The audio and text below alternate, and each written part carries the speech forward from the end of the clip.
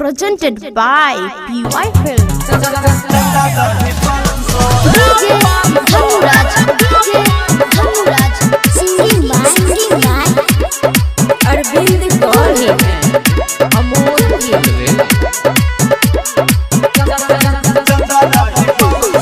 भोज भी पास मैट्रिक चंदा दही 500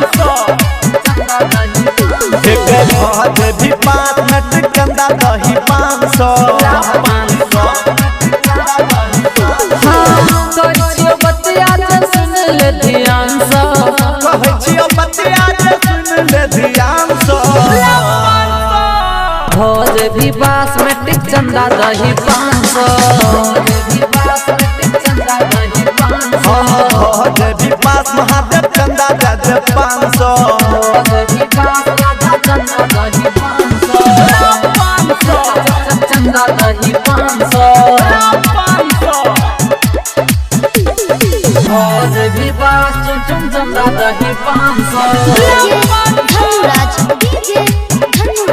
भोज भी पास राजा चंदा दही 500 चंदा दही 500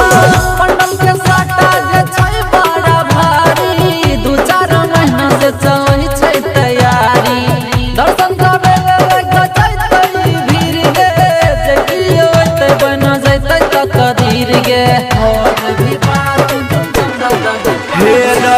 पंडल के साटा रे छै बहुते भारी 2-4 महीना से चलै छै तैयारी दर्शन करे लग जैतै भीड़ रे देखियो एतै खुल जैतै त कदीर रे गाइड दई छियो सुने परचा तोरा नाम से गाइड दई छियो सुने परचा तोरा नाम से भोज भी पास मोहन चंदा दे 500 भी पास राजा चंदा दही कहै छियो बतिया जे सुन ले ध्यान से कहियो बतिया जे सुन ले ध्यान से भोज भी पास कजली चंदा दही 500 भोज भी पास कजली चंदा दही 500 भोज भी पास राजा चंदा दही 500 भोज भी पास राजा चंदा दही 500 चंदा दही 500 चंदा दही 500 भोज भी पास राजा चंदा दही 500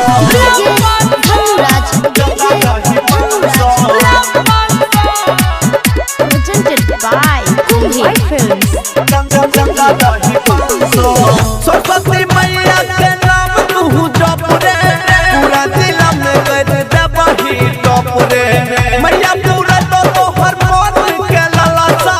एक बार देखही उठाई के कलसा एक बार देखही उठाई आगे गई बिना वाली मैया के नाम तू जप गे पूरा जिला में कर देबही तू टॉप गे मैया पूरा तो के तोहर ललसा एक बेर देखही उठाई के कलसा देखही उठाई के कलसा कहो अंकित बाबू वाला बेला के बिहान सो अंकित बाबू के बिहान सो कहो अरविंद गोल्ड चुन तोरा के बिहान से मैया के भक्ति तू कली है ध्यान से मैया के भक्ति तू कली है ध्यान से भोज भी पास रिंकन चंदा दही 500